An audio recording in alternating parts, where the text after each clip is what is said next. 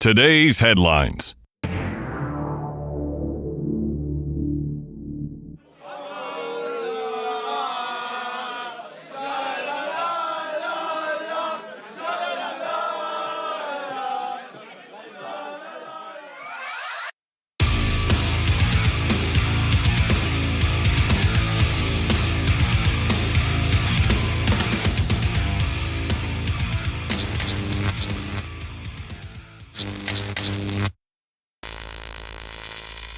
Fire in the hole!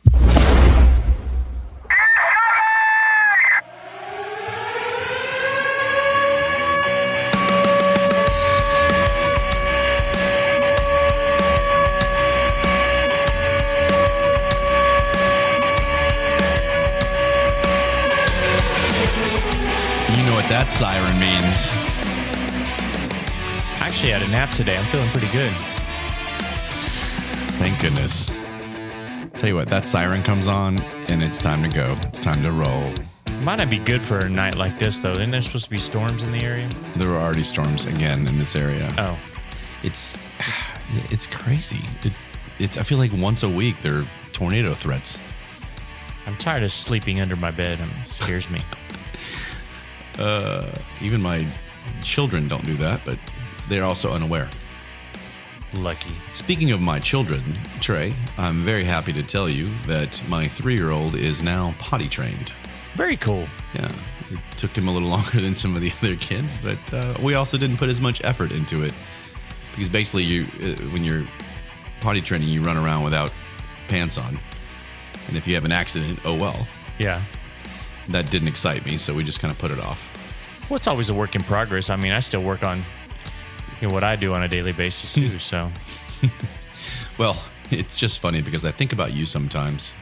Well, I think about you sometimes. Well, hold on. Allow me to elaborate. Oh, okay. I don't think about you when I'm looking at my child, but I think about you when I'm looking at my child who's now sitting on the toilet when he pees. Nice. Right? Good habits. I mean, so you are essentially peeing like my 3-year-old who just learned how to be potty trained.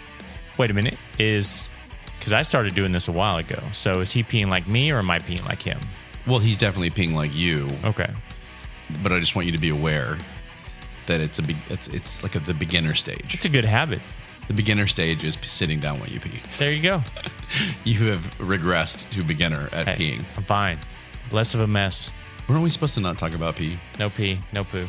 No pee. So check this out. We have not only do we have a new listener in I think it's Eastern Europe, but it's close enough. The country of Hungary. We have a new listener. How about that? I wonder if they're constantly eating in Hungary. You think? I knew you were going to. Think I was going to go there? I knew you were going to make a joke about hunger. But we actually have 2 listeners in Hungary. So guess what? I know it's not just one like accident or something. So maybe either someone passed the word along, but I'm not done. I'm wondering. Go ahead. I'm sorry. Go ahead. No, go ahead. What do they think about these stupid Americans? Talking about random stuff. You think they're pretty cool with us, or do they just laugh at us? Laughing with us or laughing at us? That's the question. That's a great question. It came out of nowhere. You're asking me if you think that our European listeners you think they might not be listening because they enjoy us, but rather enjoy laughing at us. Right. You really just brought me down. But you know what? What if they're listening? So who true. cares? That's true. Pass the word. Keep listening. Tell all your friends about us, stupid Americans. Laugh with us. And click on the podcast. Laugh with us. All laugh you at us. want. Who cares? As long as you're listening, right? That's right. Well, I'm not finished yet with our spreading the wealth. Oh, yeah? Over the world. Over the world. We have not only got a new country, but this new country gains us a new continent. Oh, no kidding. We now have a listener in Indonesia. Indonesia. Where is that? That's way away. Way over there. It's over there. See where I'm pointing? Is it a bunch of white crazy people? No. Oh, my God. No. This is actually an Asian country. Oh, Asian. And it's a bunch of islands in the South Pacific. Islands, huh? islands. It's like, don't they have? I think have like thousands of islands. I wonder how the internet access is there. So we now only lack Australia, which I don't know what's going on over there, because you figure, I feel like we're like-minded with a lot of those guys. Is it true? Is it true that when you flush, the water goes the opposite direction in Australia? I've never heard that. Have you heard that? Well, I went to Australia and I forgot to check. You would have noticed, I would think. I wasn't paying attention. My brother was just there in New Zealand. We'll have to ask him. And I think he made a stop in Australia just as a like connecting flight. But I'm sure he had to use the restroom at some point. Speaking of New Zealand, I actually watched Lord of the Rings for the first time. I didn't make it all the way through. Oh, hold on. For the first time? First time. You got to be kidding me. No, I mean, I've slept through it in the theaters, but this is the first time I actually watched it. I actually enjoyed it. What inspired that? I didn't get to finish it. Well, you didn't get to finish the first movie or all? The first movie. You got a ways to go. It was like 12 hours long. It is. I'm like, God right, dang, yeah. you know? So, it is about a 35-hour investment of time. No. So, yeah, I was watching with a friend, and it was actually really good. I was getting into it, and I know, I guess it's not really a spoiler alert, because if you don't know it by now, then I guess Gandalf, right? I thought died, but I don't know. I didn't get to see, but maybe he comes back. I don't know. Did he? But so yeah, I'm excited to find out if he died. So good. Yeah, my brother did a bunch of those the tours that show you where all the stuff took place, and I imagine that'd be pretty cool. So very cool. Yeah, very cool. But the other continent that we need to get somehow, some way, is the continent of Antarctica. Where's that? That's way also. That's over there. Is that where Santa Claus lives? The other way. Santa Claus lives in the exact opposite of Antarctica. Antarctica is the South Pole. Oh, okay. The North Pole is where Santa lives. Gotcha. I don't know if Santa's evil twin brother lives in the South. Ooh, that would be a good Christmas, dark Christmas story to tell. That would be awesome. But apparently in Antarctica, which, as most people know, is primarily ice. You have research facilities and, I think a couple hundred people there at a time doing different things.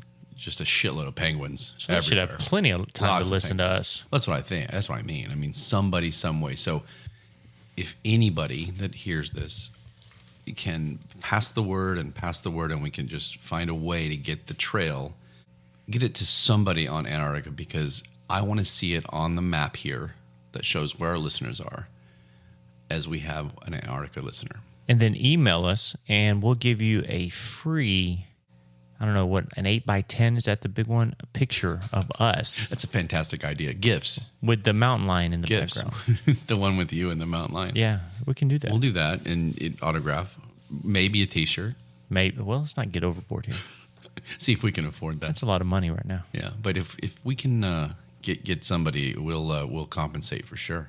Yes. But so that's good. We're spreading slowly but surely around the world. Let me go real quick into my weekly apology, which I feel like it's just going to happen. So I might as well make a segment about it. This will be the bit. Have like a song that plays, about it. So last episode, I should say, we talked a lot about the stories with the shootings that happen with people going onto the wrong property and getting into the wrong car. And I made a comment about Texas law stating that as soon as somebody went onto a property, they were fair game. Don't laugh, because I'm still sticking by that. I can imagine because somebody. I still feel like you can say I felt threatened, and I think that's maybe what I was hearing from people, or hearing from when this was discussed. I can imagine somebody on a morning jog and they trip, fall onto your property, and shoot their ass. Right. Well, that's why Texas is known for having issues like that. But technically, in the law, it states there has to be an imminent threat. Yes. But that's my point. That makes perfect sense. Is what is an imminent threat, and can someone get away with doing it even if there isn't that threat? So what that means is, Ryan, that if you shoot somebody, make sure you shoot them in the front, and if you don't, pull them back on your property and then shoot them in the front. What if they turn real fast? Like if they run up and they turn real fast, and I'm oops. Then make sure you shoot them in the front too. God, this is really messed up. But I wanted to make that apology because if I get something wrong here on the Stay in the Gray podcast, we'd like to report the truth. And so if I get it wrong, I'm going to admit it. Fair enough? That's fair. How about we have some emails? Emails about what? Emails from listeners. We have emails from listeners? I would even call these emails, I would even call the people that sent these emails fans. Actual fans of our show. Actual loyal listeners? Loyal listeners. Or somebody just fans. pissed off at the shit we talk about? I think these were kind of in the middle. Okay. Well, one of the young, they were both young women, Trey. Oh. Hello, young ladies. Hello. One of them was really fired up about our Trans in Sports show. Oh, yeah? Which was a while ago, but I'm okay with that. And she basically tried to counter some of your research, actually. Oh, okay. And she was saying that it doesn't matter. You know, you had brought up the trans doctors' research, which stated that after about a year, that a transgender person lost the advantage. So what I brought up was... Okay, take it easy. If you have a frame of a man, right, which in most cases would be larger than the frame of a woman, correct? In most cases, yes. So if you take the muscle tone of a woman and put it onto the frame of a man, wouldn't that put them at a disadvantage because it's less muscle tone to move a bigger frame? I would think that would be a disadvantage. Yeah, but you're forgetting the first part of it, which is the hormone therapy for a year. So what this listener is saying is that the advantage physically doesn't go away to where it wouldn't be a disadvantage. Well, didn't you say that, in fact, the person that you referenced actually said they felt a difference with their muscle tone in that year? No. I could have swore that unless I was... No, I said that. I read something I apologize. about it. One of my apologies was that for Leah Thomas, who was that swimmer at Penn, that she did have to wait a year. Anybody can claim that they feel a certain way, but it's whether, I mean, you know what I mean? Like, she could have said, yeah, I didn't feel as strong, but she was. I mean, she went from 500 something in the country to first in a dominant fashion over the women. There's something there. Now, again. So do you look at the fact that when she was 500th as a man, right, with less muscle tone because she was taking the hormones? No. I'm talking about before the hormones. Before the hormones, she was... Before the hormones. Before the hormones. I'm leaving that. Before the hormones, she was dead last. I don't know about dead last, but she was not. She was not good. Gotcha. People probably looked and said, you should probably try something other than swimming. Well, I'm going to say this listener's full of shit. Okay. So. All right. I like it. Because what's interesting about that is that this same listener at the end of the email said, I don't care about, you know what, who cares about the trans stuff? Okay. What I want to know is how Trey ends up in these fucked up situations every single time with a woman. So... Was she referring to my marriages or was she referring to the dating apps? I think maybe the dating apps, but let's just for fun say that she just all of it. Gotcha. I think that's kind of funny. It's almost like she was firing back at you without knowing she was going to need to fire back at you. Gotcha. Okay. Yeah. But so I thought that was an interesting email. Well, tell her I would like to know how I end up in those fucked up situations. Well, we like to know, and that's why we're addressing it. That's why we're going to continue to analyze it. I mean, when you and I talk about your situation and your stories, it's not just for entertainment. Yes, we like to entertain, but I believe that it's more so about, it's therapeutic. We're trying to correct whatever issues that you have. Well, I need a couch on my side. Then. You need a couch. Maybe I should get a couch. I got the tissues here, so I'm good there, but I need a couch over here to relax. Those tissues have been there for a while. With the little lion on the side, so it makes me... Those are my children's, what they call them, whoopsie wipes. Yeah? Yeah. So if you have a whoopsie, then you're covered, Trey. They're very soft on my nose, too. The second email we received was, so this listener was not quite as detailed as the first listener. And all she had to say was, the male Karen is Chad. Oh, okay. I like that. So not Richard. Not Richard. And I'm not sure how you feel about that. I feel like Richard was kind of spot on, right? Was she against Richard altogether, or she just thought Chad fit better? No. She thought that Chad was the actual, like, that it had been made official. Like Karen had been made quote unquote official. Gotcha. And so, to her credit, this listener's credit, she did come back later, and it's like she left the email and then researched it and then came back. Oh, okay. And said, okay, turns out that it's not official per se, because then I went and Googled it, and there's like all these arguments like, Chad's not official. Like, you shut up. It could be this. It could be this. There's legit arguments online. Legit arguments about wow the male Karen. So I'm gonna propose that we stick with Richard. Is this before our show? Or these debates are before our show? I think our show might have started the debate. Debates. I like it. And that's what we try and do here is get people talking, Trey. That's all we want to do. That's all we want to do. Just talk. Think, it out. talk it out. Don't use love. Don't use violence. Yeah. But she may think that we should stay with or go with Chad, but I'm gonna propose that we stay with Richard. And Chad can be a backup. I like Chad, but just tell her to get her own damn podcast and she can decide what her male Karen can be. Well, she is one of our most devoted listeners, so hopefully she still is. Sorry. And you basically just told her, so I don't need to tell her. No, she's great. So, moving right along through all of these topics. I mean, I had an agenda tonight, my man. You have an agenda? I have an agenda. In addition, I mean, this is basically a show so far that's patting us on the back, right? We're inspiring. We've got emails, new listeners all over the world.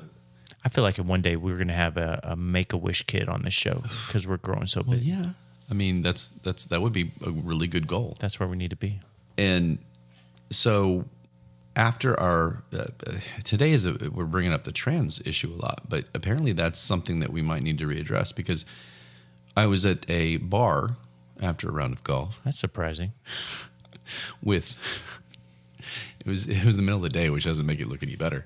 Still not surprising. It was after a round of golf, and there were 4 of us, and all 3 of the other gentlemen have listened to the podcast. Very cool. And they just started going off on each other about trans in sports, and then Nice. and then trans in general. And the passion there was almost scary. Like, I couldn't even get a word in. I bet it was a fun discussion. It was, but I started kind of, and I need to not do this maybe, but I started cringing. There weren't that many people in this place because it was middle of the day and it was a bar.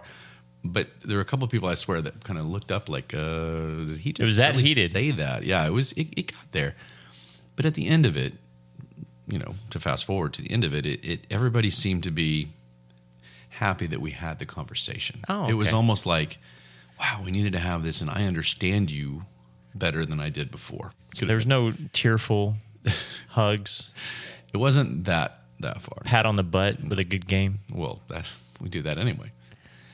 So, but it was neat to see exactly what we want, which is people talking on all sides. And Absolutely. It really was all sides. I mean, I had 2 extremes and one in the middle that I think was just trying to fire everybody up. Yeah, stir the pot a little bit. Stir the pot a little bit. And it was great. I just wanted to let you know that our wisdom is being passed on and it's spreading. Would you call it wisdom? I'm going to call it wisdom, but you can label it whatever you choose. Okay. Not you, the listener. Not me. So I have a news story for you. Okay. And I debated bringing it up because it seems so stupid. But then I said, we'd like that. That fits our show perfectly. We like that. And it's ironically, you've mentioned before on the show that when we first started doing this, we were going to talk more sports. Right. And ironically, this is the first sports story we've really talked about, right?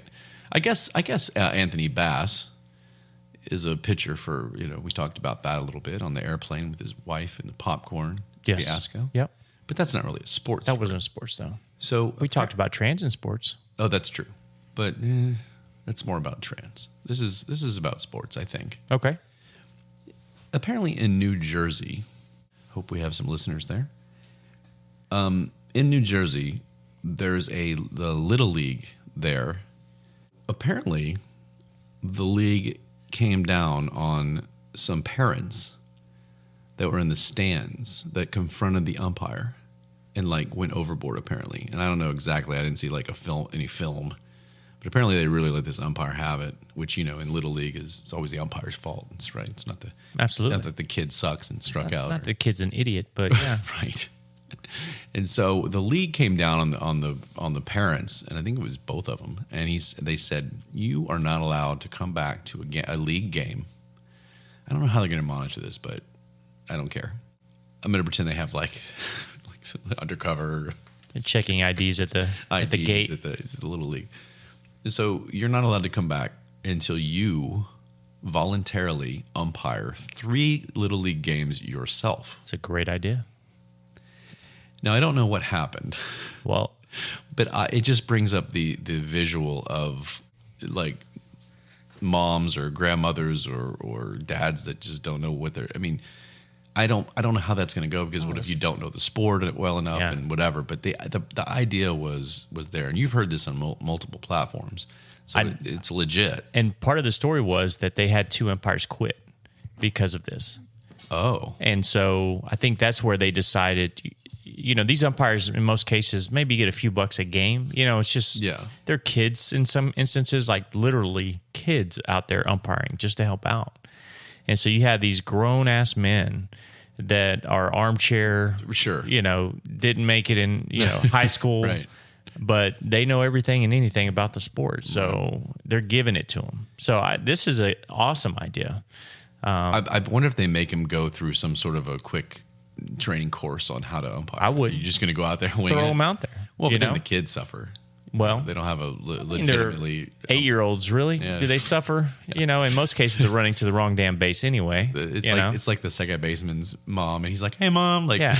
I mean, you got the outfielder out there chasing butterflies. I mean, is it really going to suffer? No, but I think it would make them at least think about it before they hand it to this 15-year-old that's behind the plate.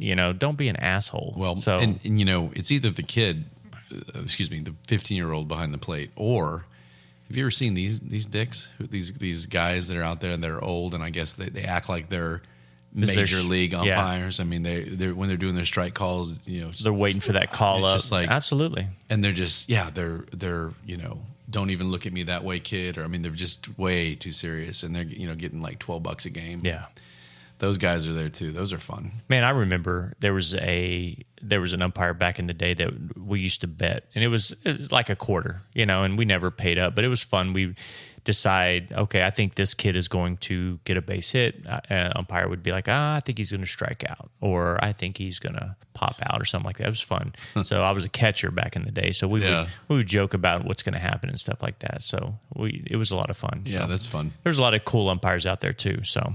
Yeah, here at Stay in the Gray, we're not bashing umpires. It's not like you're either. Oh, wait. There was a lot of idiot umpires out there too. No. So we're bashing some umpires. Yes. I meant we're not bashing all umpires. Not umpires in general, but yes, there were some idiots out there that made some dumbass calls. But anyway. Whoa. And mostly, and I would have been one of the ones that had to. You've bottled this up. Well, one time I almost did get thrown out of a game. I was behind home plate because my brother was in a championship game, and this umpire was allowing the other team to lean into balls to get hit on purpose, just to get runners on. It was a Little League game. I'm like, this is stupid. These kids are going to get hurt. Why are you going to let them lean into these pitches to get hurt, to get hit so they can get on base? It was ridiculous. They were probably coached to do that. Absolutely. Right? And that's what was ridiculous. The umpire wouldn't step in and say, hey, okay, this is obviously intentional. So was there a chance that you were wrong? Absolutely, but I don't care. I'm just saying, what if the kids are like screaming in pain and they didn't want to lean into the pitch, but they got hit? And it is weird that I was so fired up and passionate, but if I was on the field, I was like, I'd been like, it's okay. It's easy when you're behind the cage because you feel like it's your right to stand up for my brother and his team. Injustice, right? In the little league game. So I used to get fired up with my brother's games, but when I was on the field, I was just like, it's all fun and games. So yeah, I don't know if this was the same for you, but I'm a little frustrated that I got worse the older I got. At baseball or in general, in life. Definitely with relationships. Used to be a great looking little kid, and I wonder, would you like a? This is how I picture you now that you've said that. So let's visualize this. You're in 5th grade. You're playing spin the bottle at the dance. You're the stud that all the girls want to land. They wanted to land. Bleach on you. blonde hair at the You had time. probably little bleach tips, little spike tips. I walked around like my shit. and didn't stink. you were it. And you probably had all the ladies. And slowly but surely, as the years went on, you're now sitting here with 2 divorces, a bunch of failed meetups. Yeah. I'm giving you a hard time because I love you, but Yeah. It went the other way on me there, real quick. what, were you really a cool kid? I actually was. I was, to my own horn, I was actually good in sports and stuff like that. No, I but I mean, enjoyed just in playing sports. general, were you like the I walked around like you thought you chest out, everything, and then just gradually I seemed to get slower and weaker, and it just puberty hit, and that really took a toll on me, and so Goodness. yeah, that wasn't fun times. So, but on the flip side, I think this whole idea in New Jersey with the umpires, I could just imagine the grandma coming out first game. Yeah. She's in town for the weekend, see little Jimmy play. She has no idea what the hell's going on, and yet she starts screaming at this umpire. She's got to stay in town. And Right. She's not allowed to ever come back. Ever come back. So, Can you imagine? hey, she may say F it and say, I don't want Yeah, to come back yeah. anyway, So, Can you imagine a little old the stereotype of a little old grandma Yeah. behind the plate with a huge chest protector, Yeah. and the helmet, and she's like holding on to a walker. like the ball comes in. The ball comes in, and she's like diving out of the way. Or she's in the field and she's with her little walker, and the line drive right up the middle hits her walker out from underneath her, and she falls. Oh, that would be great.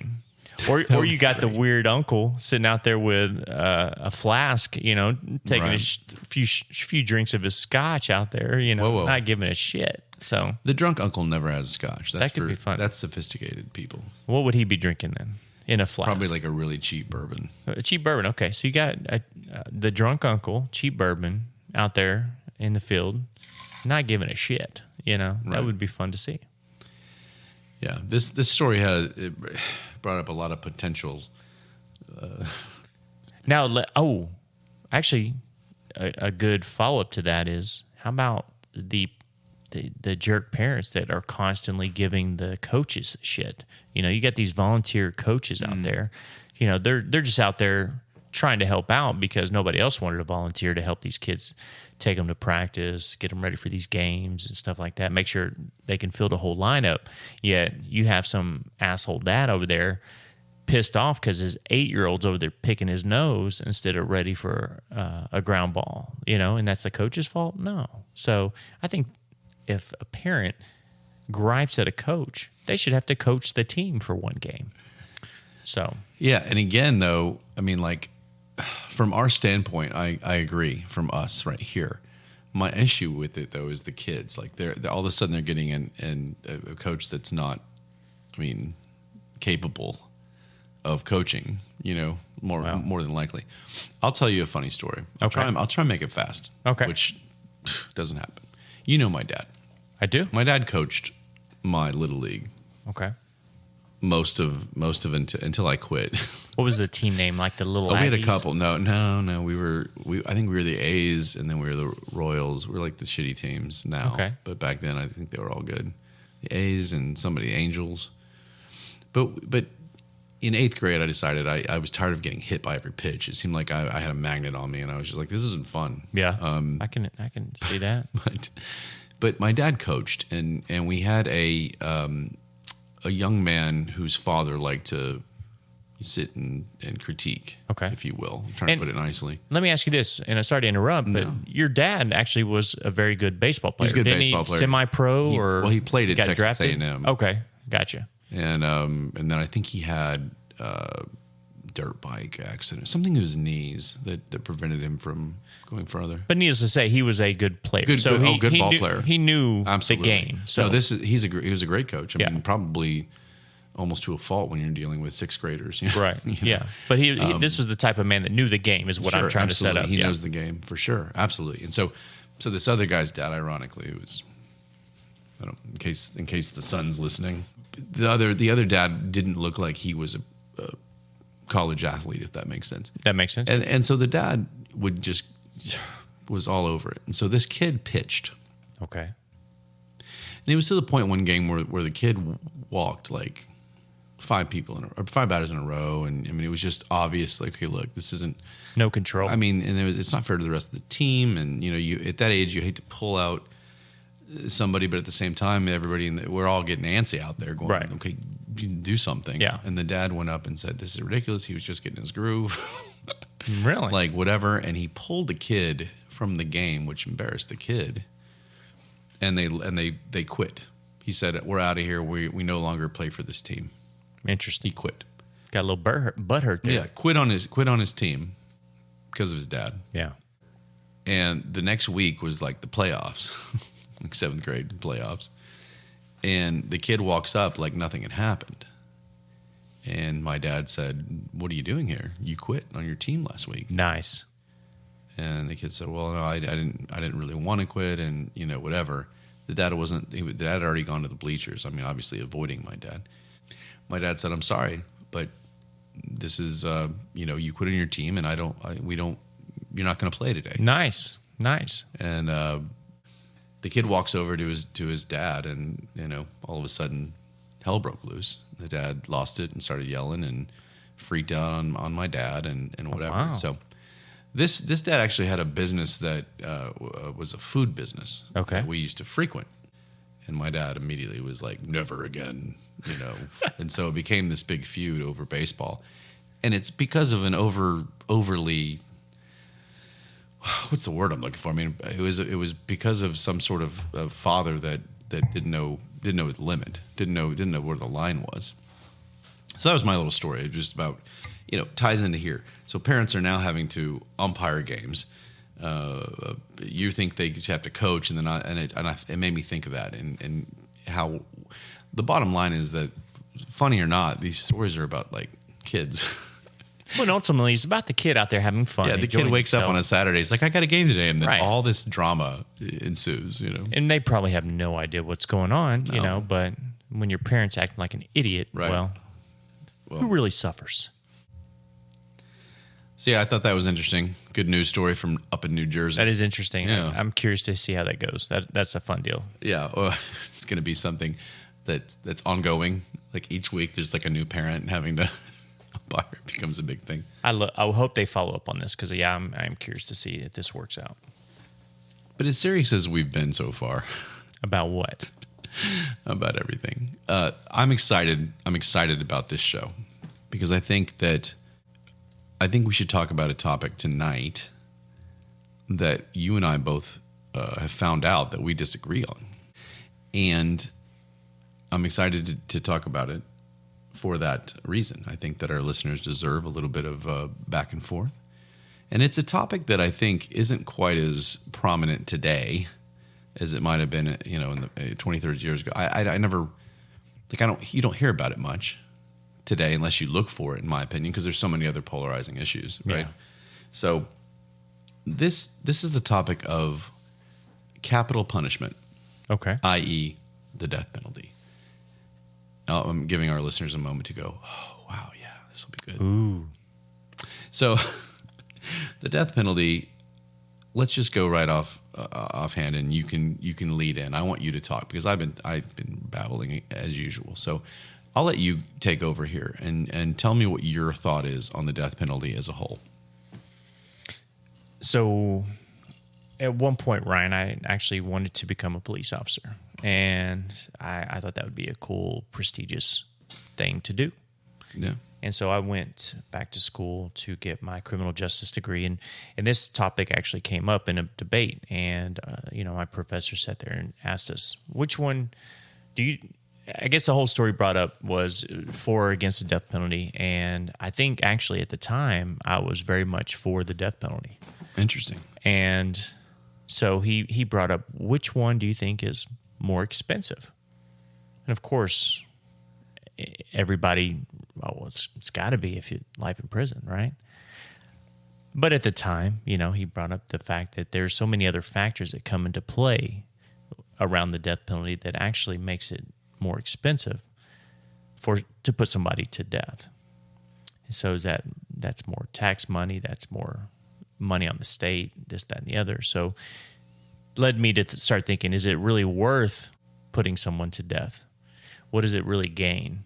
obviously, whatever crime they commit, the victim, it's not going to bring them, it's not going to make them whole again, I guess the best way to put it. Because if you lose a loved one because of a heinous act, does that person being put to death, that's not going to bring them back? So it made me start thinking, from a personal level, I would think life in prison would be worse on somebody. Just thinking, I wouldn't want to be in a little bitty cell for the rest of my life. I would think that would be more torturous to me. So I think it would be more of a punishment myself to make them live out their life in prison. I don't think the conditions are as nice and, I don't know, as welcoming as people may think it is. You know, you get a meal, you get a bed, you get a roof. Yeah, it's nicer than death. Well, and it's nicer than death. But part of me thinks that putting someone to death is an easy out. You know, they don't really get to think about it. They don't really get to suffer in silence and to their own thoughts. And for the rest of their life, they get put to death. They don't have to worry about it anymore. They're done, you know? So I don't know if it's more of a moral argument for me as far as, oh, we shouldn't have the right to put somebody to death. I think it's more of a punishment on my thought. I think it's more of a punishment on somebody to make them live out the rest of their life in a cell, you know, with crazy ass inmates that you don't know from day to day whether or not somebody's going to come and attack you, you know, whatever the case may be, is in prison. So that's why I'm very much against the death penalty. I think it's more punishing to make somebody live the rest of their life out in prison. So you've brought up the fiscal argument is one, and the other argument is that you think it's more of a punishment to have to live out the life. Well, before you go any further, what does fiscal mean? You can't use these big words on me.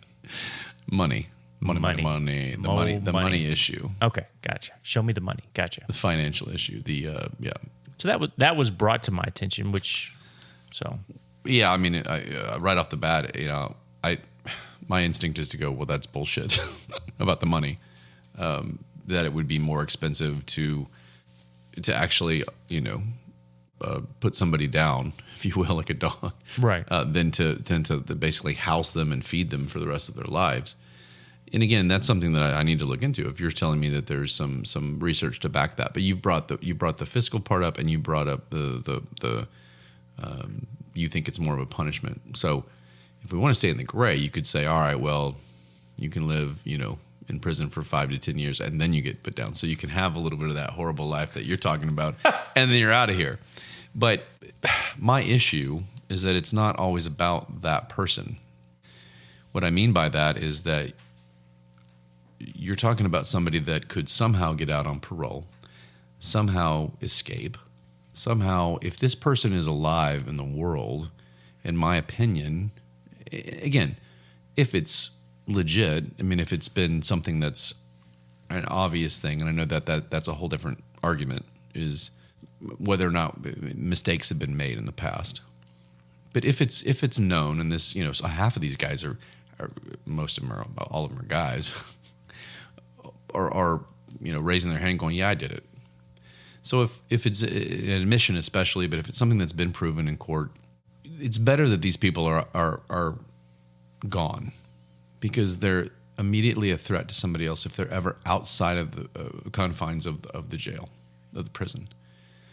All of a sudden, something happens and they do spend 20 years there and they get out on parole, or again, heaven forbid, there's some sort of escape, which happens. I mean, I know it's movie plots, but I was in 6th grade at a summer camp, and we had to go and get, you know, hunker down in the basement because there was an ex-con that had just escaped from the prison down the road.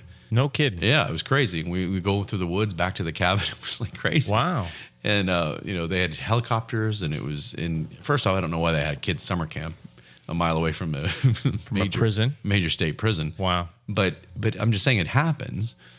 And so my concern is that somebody else's life would be taken because we didn't take this person's life.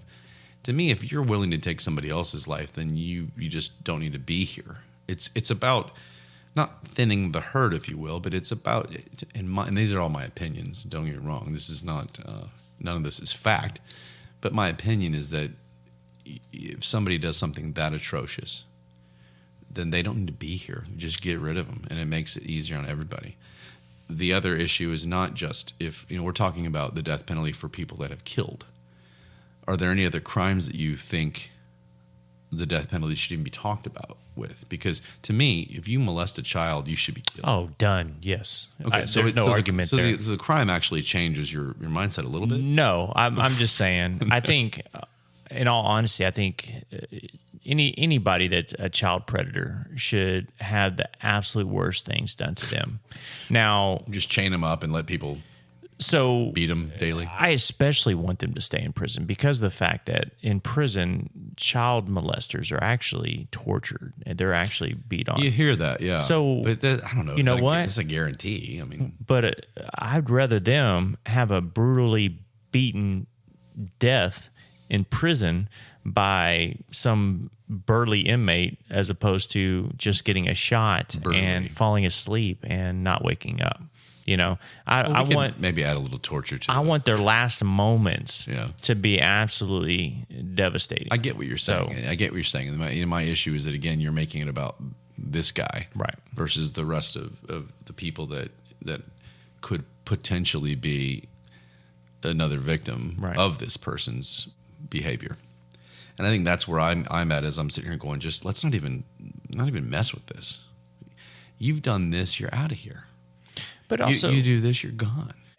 And I mean, it comes down to also these child molesters. I mean, if they get the death penalty and whatever, unfortunately, these kids, that doesn't bring them justice. It doesn't bring the justice parents. So what is putting that person to death do?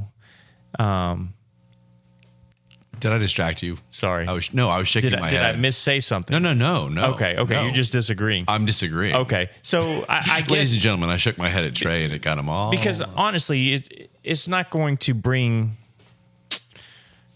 It's not going to bring their life back to normal. They're always going to have that... Refocus. That moment. So... I'm waiting for you. I'm really working on my interrupting. Oh... I'm waiting. I put my hands under my legs. The way you react is like I said something stupid, so I need to stop. No, nothing. So Trey, you never say anything stupid. Anyway, so I guess my retort, is that right? Retort. How do you spell that? I love when you say that. That's pretty funny. I don't even know. So my response to that is that it might allow. I mean, think about it. Put yourself in a situation of a family member. Say somebody, and I don't mean to be graphic, somebody kills your mom or your cousin or whoever that's close to you, me. There has to be a little bit, and I know on my end there is, and I think that maybe that's something I need to talk about with a therapist. But for me, it's I want something to happen. I want that person eliminated. I want them gone. I don't want anybody to go through this. And there is a little bit of closure. It's not about bringing the person back. That's stupid. No one's asking for that. But I do hear a lot of family members say, I feel better because I know that so-and-so, who was the victim here, knows that now this person is not going to do it again. For sure. Life in prison, again, things happen. There's a parole, which is messed up, and there's ways to not be there for the life sentence that you get. And so well, I guess that's my thing. The discussion then comes to, is it life without parole, without the possibility of parole? That kind of suggestion, or what kind of sentence is it? Because you hear on these court shows or whatever on the news where they got 300 years per count. And it's like, well, obviously that means it's life in prison. But I guess there's different... Is that life in prison?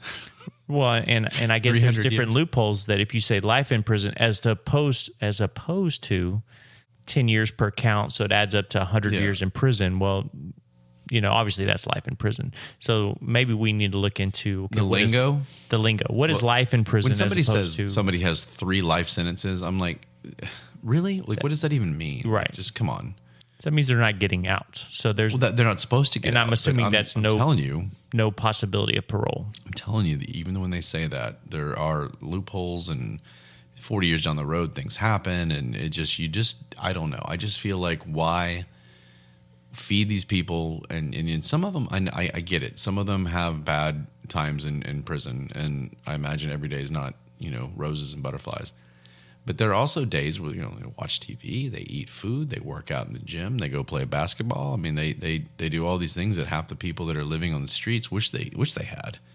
And think about it that way. I mean, you're talking, a couple shows ago, you talked a lot about the homeless and how, on our wonderfully administered socialism versus capitalism discussion.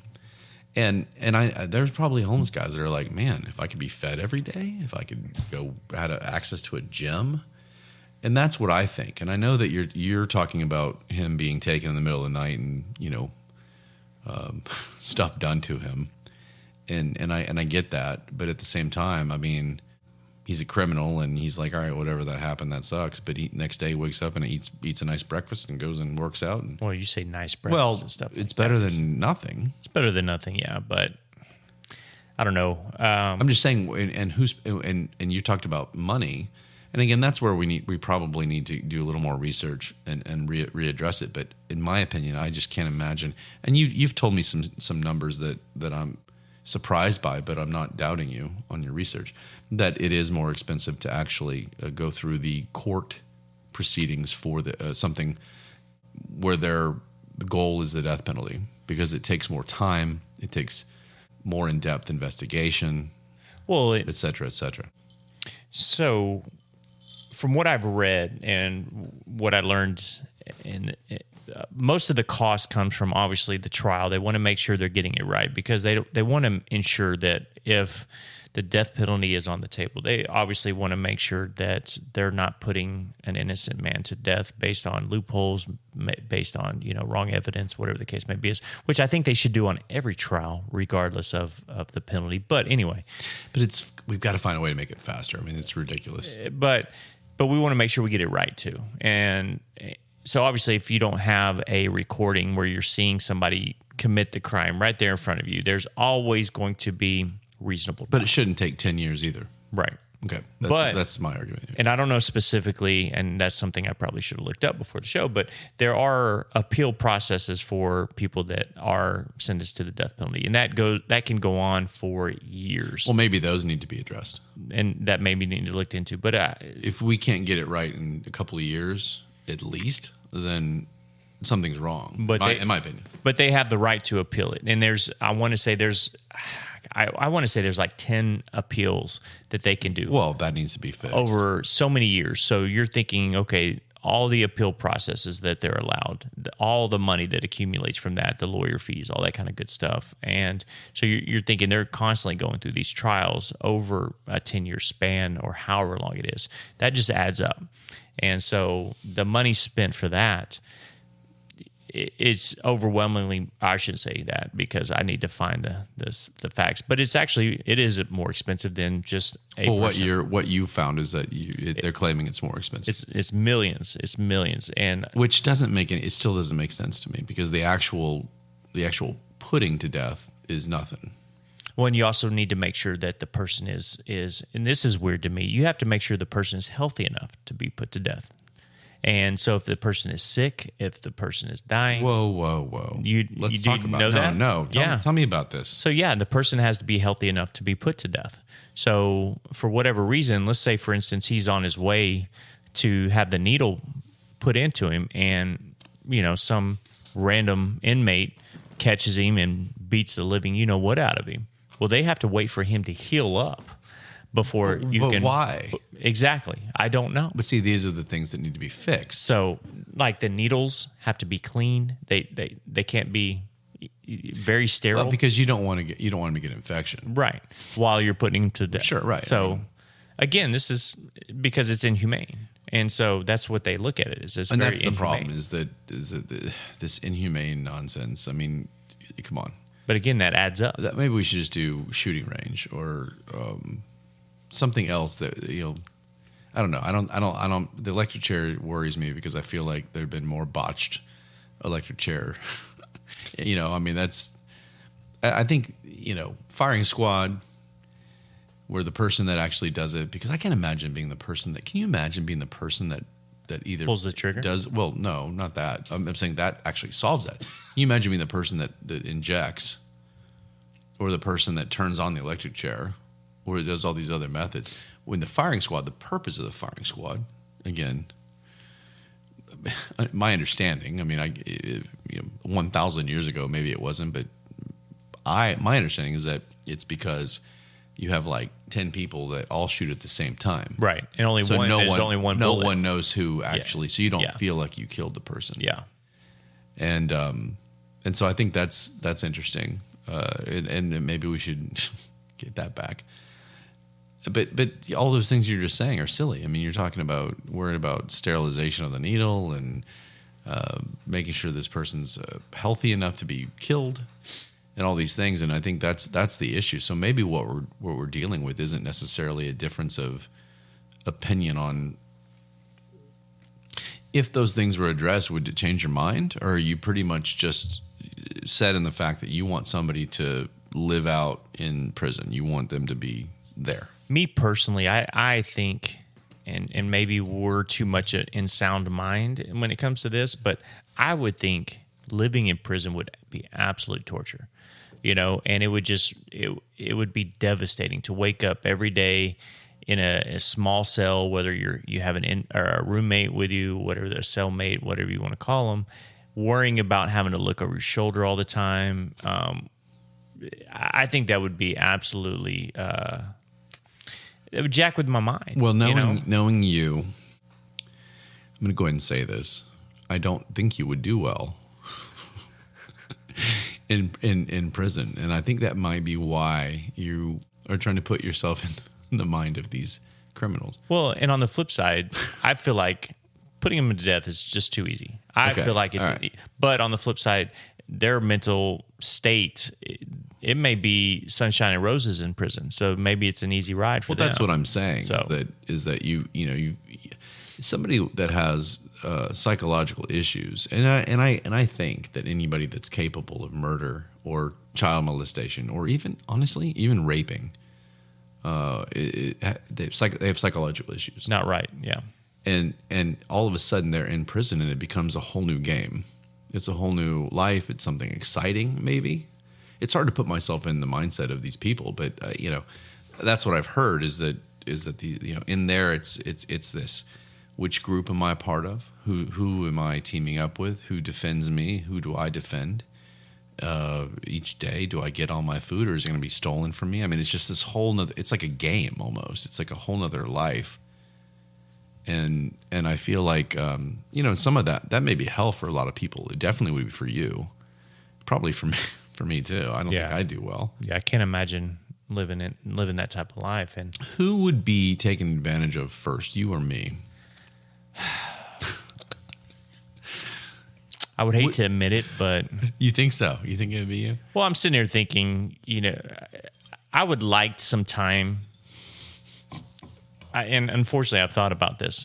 But if I ended up in jail and I knew I had to go to jail, I would like at least a bit of a time frame because I manscape. I keep, Yeah, this is going to go splendidly. So I manscape. I clean shaven now. Always try to keep my hair clean cut. Do they have a barber to do the tips and like spike your hair like you like to do? Right. Yeah. And so, Important. I paint the toenails. That is torture if they didn't have anybody to do that. Right. Okay. But my issue is I need time to grow out my body hair. I need time to grow out my facial hair. You mean for prison? For prison. So you I end up going to prison. I can't go in there looking. So you want to have like a probationary period. Right. Where you can take, all right, in 30 days I'll turn myself in. Right. For you, maybe 2 months. That way I can 60 days. get rid of the toenail polish. Yeah, okay. Grow out the body hair. But what was your crime that would put you in prison? Because if you're one of these assholes, then I could care less and you need to go right away. But if you're going to prison because of like laundering or something. I don't think I'm smart enough for that. If you're going to prison for something stupid. Yeah. Whatever that may be, then I would support this notion of a little bit of a purgatory, if you will, where you sit there and you just get it's almost like you're prepping. Honestly, Ryan, I would want this even if I had to go spend a weekend. Just a weekend in a facility. Yeah, for sure. For some dumb shit I did. All right, so you want to remove your toenail polish, which we haven't really talked about. So anybody listening is probably kind of like, what are they talking about? Yeah. Do you even want to approach that right now, or would you like to wait? We can touch on that if real you want fast. to. Real fast. I mean, there's not a lot to it. Trey likes to paint his toenails. Yeah. So moving on. No. It started with the ex-wife, the second ex-wife. Okay, Sorry. second ex-wife. She liked to go get pedicures, wanted me to go with her. I started, so you know what? I want to paint my toenails too. Then it became a deal with Taekwondo and me and my mom. Then it became a deal with Taekwondo to where me and my mom, every time I would belt up, we would go get our toenails painted the color of the belt. Excuse me, belt up. Get a new color belt. Progress through Progress, the different. yes. Okay, so Each stage, I got so a you're new telling belt. me that if you got like purple belt, is there a purple belt? There was a purple belt, but I think I got blue All and right, how purple at about the same time. Blue, so. or if you got blue belt, you would get blue Toenail polish, yes. I mean, it seems pretty simple So yeah, that's for a woman. and when I started Taekwondo, we just recently went with my niece and my mom. We let the niece pick out the toenail polish, and of course, she picked a sparkly color for me. So I got to start Taekwondo with sparkly toenails. So anyway, it became a thing with class anyway.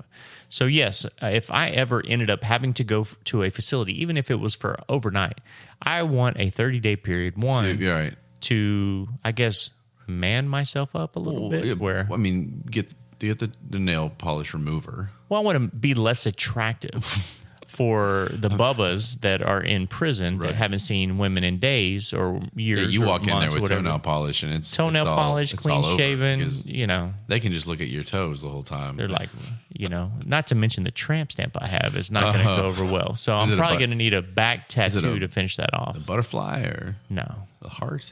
it's a carnation. So anyway, yes, if I can't Okay. imagine. All right, yeah, okay. So you're telling me that you think that you admittedly would maybe get taken advantage of before me.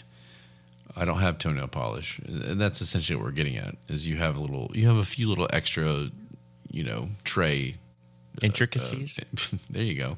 tray intricacies, That will cause you to be taken advantage of. Treyisms. Be red flags in prison. Let's If say you that. and I teamed up in prison, would that be effective or would that be useless? That might be useless. So what if we ended up in like rival gangs in the jail? Oh, that would be interesting. That would suck, We right? would have to find ways to talk to each other without getting caught. I don't think we would do very well. I think we would get caught pretty fast. And then they would probably just torture us together. So Yeah. moving on. But I think the death penalty topic is one that's we could go. It's like most of our topics. We can go into it for forever. I mean, there's so much more to get to than that. There's details, like I said, and I know I made it in jest, but I was saying, how about somebody sit in prison for 5 years just to deal with that, and then okay, boom, you're done, and then after that, and that happens. I mean, people lead up. They're on death row. They don't go right away. But, like I said, there's some middle ground here. It shouldn't be either, you're going to be put to death or you're definitely never going to be put to death, in my opinion, if the crime is what it is. I mean, if you're doing something silly like shoplifting from Walmart, yeah, I don't think you deserve the death penalty. But I'm saying some of these major heinous crimes, it's really hard for me to not just feel like let's just rid the world of the garbage. Does that make sense? I don't want that here. Just you're gone. You're done. And I guess another thing to really dive into is what does the death penalty really do? So I don't feel it deters crime because if you have This is a good point. So that would be fun to figure out. Okay, what is the death penalty really doing for us? Because I don't think it deters crime because people are going to commit crimes regardless for whatever reason. That's their mindset. You think 100%? Because me and you, I don't want to be put to death. So I'm not going to commit a crime that's going to put me in that. So, But that's the point. That's Right. my point. That actually is for me. but I would like to think we're of sound mind. But for people that feel the need to commit a crime They don't care. Well, what if there's no death penalty ever, and you're in a state where there's no death penalty, and somebody wants to commit one of these crimes and is obviously still probably psychologically has some issues, and they go, well, I'm not going to be put to death, so there's always a chance I can get out, whether it's parole, whether it's whatever. There's always a chance I can get out. There's always a chance that, look, I'm in a jail again. Like I said, I mean, maybe this person's so messed up where they want to be. I mean, I've read about this where some of these criminals are like, they want to be in jail. They're taken care of. Oh, absolutely. They have nothing to do. They don't have. I mean, they do their basic jobs. They don't have to go on an interview to fold the towels. Well, I've heard plenty of stories where people got out of prison but couldn't adjust. They couldn't adjust, and they committed a crime to get back in prison. So on the other side of things, there you go. That's my point. So if they get out, they're of this mindset, and somebody else is going to be a victim, and it might not be as bad as being killed, but it's like, in my opinion, you continue to put these people back on the streets. You continue to give them an opportunity to live. And in an already overpopulated, this would be a controversial statement, but in an already overly populated world right now, and you're worried about these people. I mean, these are the people that should be. And again, sometimes this sounds like a utopia, dystopia, like down the road type thing in our future. But I feel like we start eliminating people that kill, people that rape, people that molest children, and then all of a sudden, slowly but surely, the world becomes a better place, right? I mean, or am I being, But then there's the whole moral argument, which we haven't even touched on. I think, in response to your last comment, I never responded to that directly. If I'm a person that's going to commit a crime, and I go, whoa, I could actually be put to death. And as sick as I might be, I wouldn't be able to commit any more crimes, or I wouldn't be able to do this, or I wouldn't be able to do this. I'm done. They're not messing with me. That may maybe deter it. I don't think so. Or you think they're that? I think they're out of it. If you're at the point of where you're if it's not self-defense, if you're at the point where you're going to go commit murder, I think you're already past that point. So, but what if it was 20%? It's still some. What I think we need to focus on this aspect of it is what are we doing to rehabilitate these people once they go in? Because I think in most cases that you go in and I feel like you could come out worse than what you did when you went in. Well, that's the point. I just don't think that it's salvageable, and people want it. People want to salvage it. But I interrupted you. Go ahead. But that's something I think we should look at too, as far as the rehabilitation piece of it. What are we doing? Are we doing anything to help that piece out? But you could go in. You could go in as a person that stole a car. A dumb 18-year-old. But you're inmates with these men. You come out and you kill somebody because of dumb shit that you learned in prison. And your mindset's even more messed up. If you're able to do a crime at some point in your life, you're able to do it at another point in your life. In my opinion, I mean, people will say, "Oh, he's 18 and now he's growing up. He's learned." Really, I still feel like deep down, if you're able to do something, you're always going to be able to do that again. I'm not saying there aren't people that change. I mean, look, don't get me wrong. I'm not sitting here saying people haven't come out and gone, you know what? Yeah, that was a stupid thing I did when I was 19 years old, and I stole a car. and can that person live without stealing a car? Sure. Right. But there are plenty of times when it comes out and it's worse, like you just said. And so I think that's where it becomes a little bit, it just becomes tricky. That's why this topic we could go on and on and on and on. But I think that it was a good, we kind of dug into a little bit tonight. I think the difference is you want these types of criminals to suffer in prison. Yes. And I just want them eliminated from our world because they don't deserve to be a part of our world. Well, I agree with that piece of it. But well, right. And so I think that's the difference is I'm kind of like, let's thin the herd. Let's get the weeds out of here. So I've got a fun suggestion. I love how you say the word fun right after we talk about the death penalty. Go ahead. So in school, one of our coaches had a great idea for people in prison. So instead of the death penalty, how about this? How about we dig a big hole? Okay. We put 50 death row inmates in this big hole, and we give them enough food for 49 people. So there's 50 guys in, enough food for 49. Next day, enough food for 48. Right. So on, so on, and so on. Until you get to one last person. Dig another hole, put that one last person in there, put another 49 with them, boom, keep going. How about that? Do you televise this on like a pay-per-view? You definitely, have sponsors. Well, I mean, it's very similar to like the Hunger Games. There you go. Or but you're in a something like hole, and you're just survival of the fittest. that. I mean, that's like At that UFC on a whole different level, right? There you go. I've never been a UFC guy. I don't like watching people get beaten up. Yeah, I don't either. Like especially the women. I don't know what it is. I don't like about it. that. I mean, if somebody gets hit and like knocked down, it makes me very uncomfortable. Yes, I'm the same with that. But at the same time, maybe you do make it a little more exciting. Maybe you not just a hole, but maybe you put them in like a Hunger Games type deal, where you put them in a some sort of a bubble, a big, huge bubble, and there's different type of landscape and all that. And you just and let them have it out. Yeah. I mean, and that's essentially what the Hunger Games was. I mean, it wasn't all criminals. I think they did a little bit of that, and there's been ideas like that before, obviously, in literature. It'd be interesting just to see how that works out. Can you imagine though? Anybody that doesn't think that would lead the ratings on any given weeknight on ABC is messed up. I mean, The Bachelor would not be able to compete with that, in my opinion. So we got real life Bachelor, followed by the death row survival of the fittest. Inmate Hunger Games. There we go. I think we should open or start our own network. There we go. We've got content ready to roll.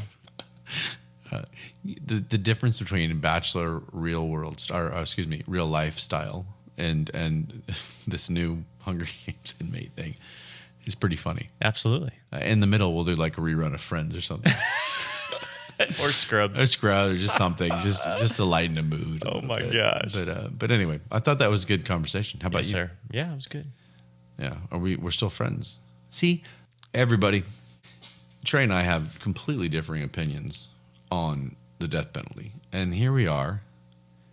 We're probably still going to cuddle later. What do you mean probably?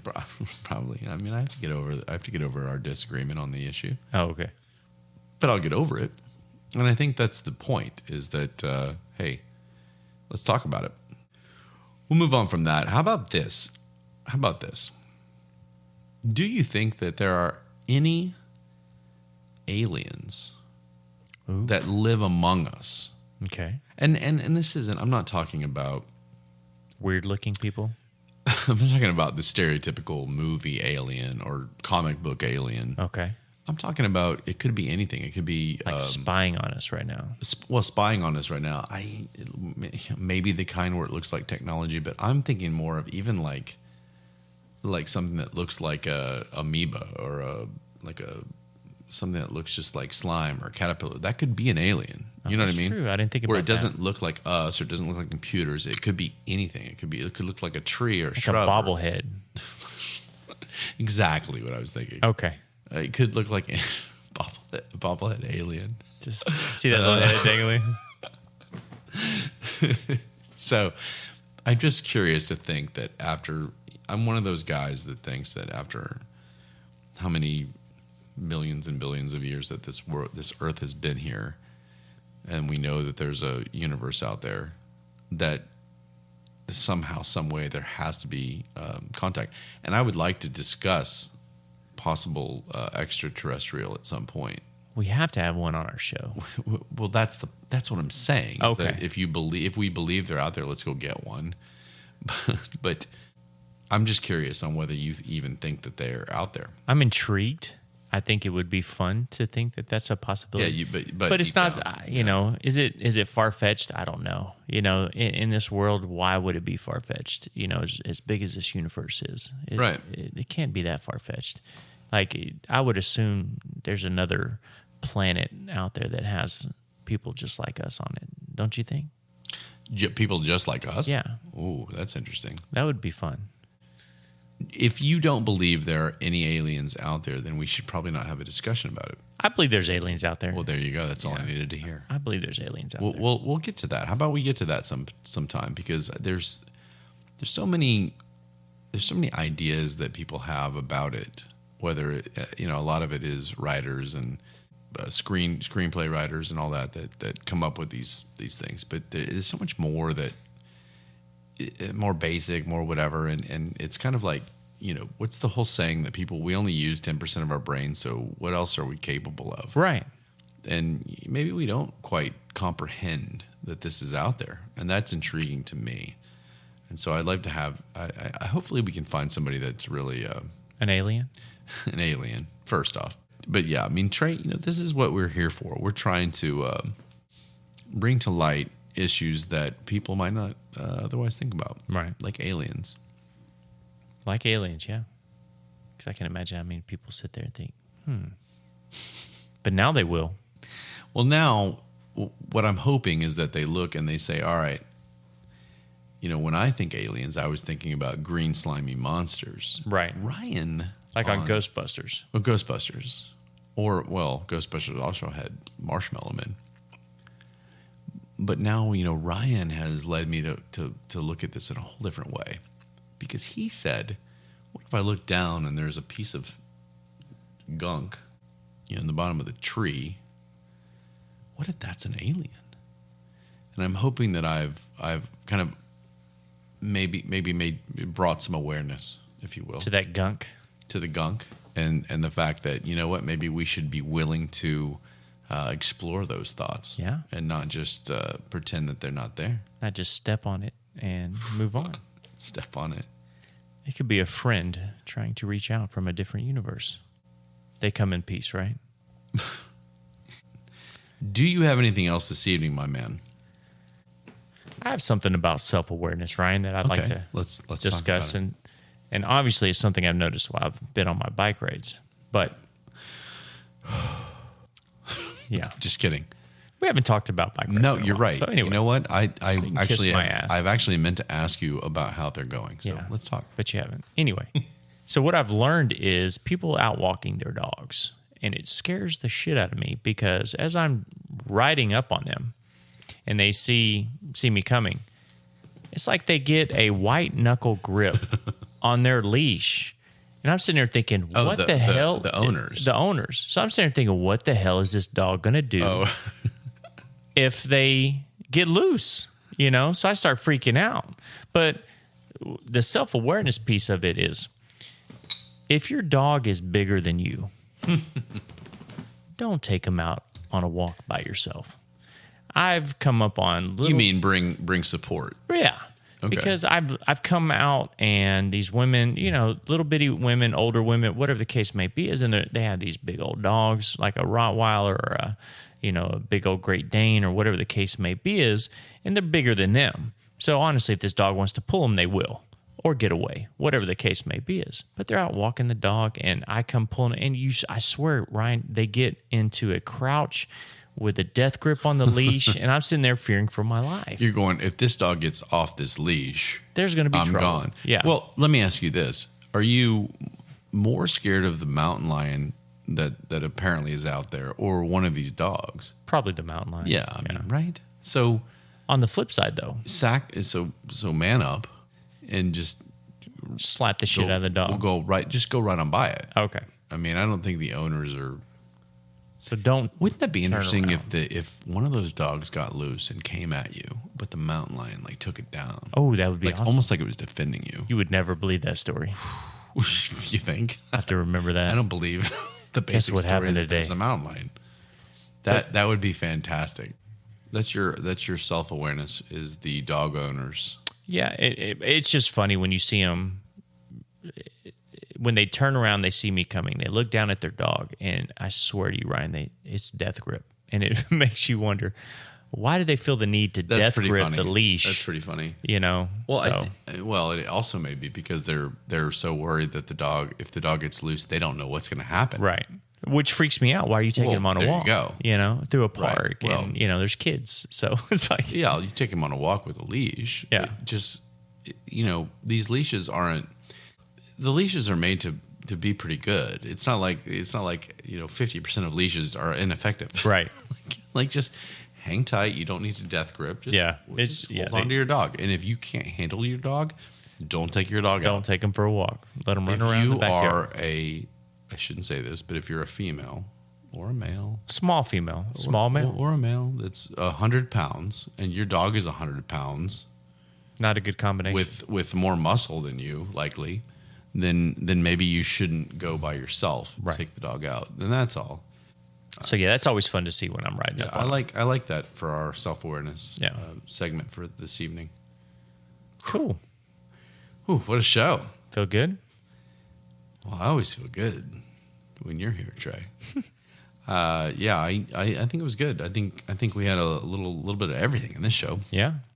Before we go, I have to know, because I got into a disagreement with my wife. Well, I've got into many disagreements with my wife, but this one Be specific. this one has actually happened over and over. So the many disagreements I'm referring to are about this: toilet paper, Okay. over or under? Over. Thank you. I think it's a guy thing. You're psychotic if it's under.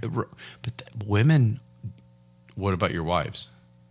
I know the second one was over. I don't remember the first one. She was over. Second Okay. one was over. Okay. What about your current woman? Haven't noticed. All right, ask her, because I don't understand. What I explained to my wife, and again, this is bathroom talk, whatever, is that if I'm standing, now for you this might not matter, but if I'm standing and I'm going number one, Okay. and I need to, get a quick wipe or a quick, little dab, whatever, and I lean over to get the toilet paper, Okay. it is further away if it's under than over. True. So if you're putting it under, you're essentially not being considerate of men, Of men. Yeah. Okay. except for you. When you're sitting down to pee, it doesn't matter. When you're sitting down to pee, under is fine. No, I'm kidding.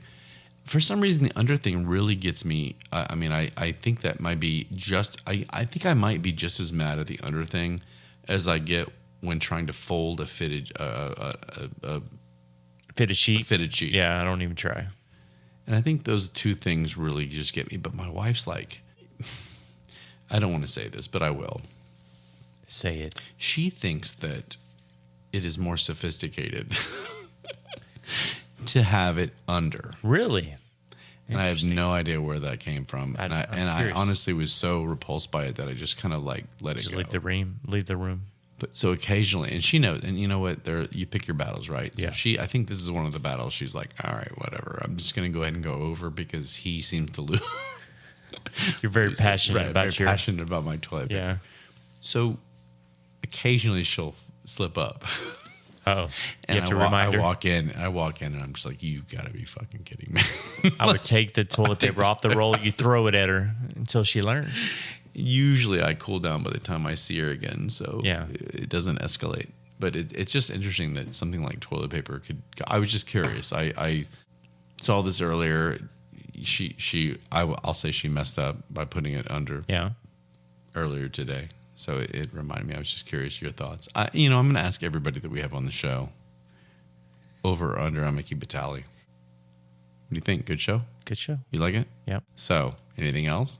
I think I'm good. You're good? I'm good. Love you guys. Later. Later.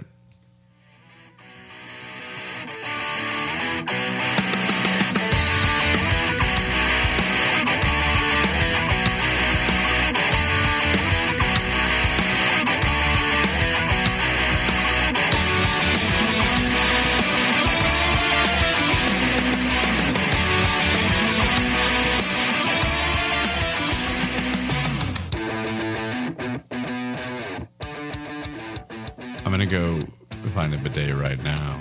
Do you think they would let me bring my loofah into prison?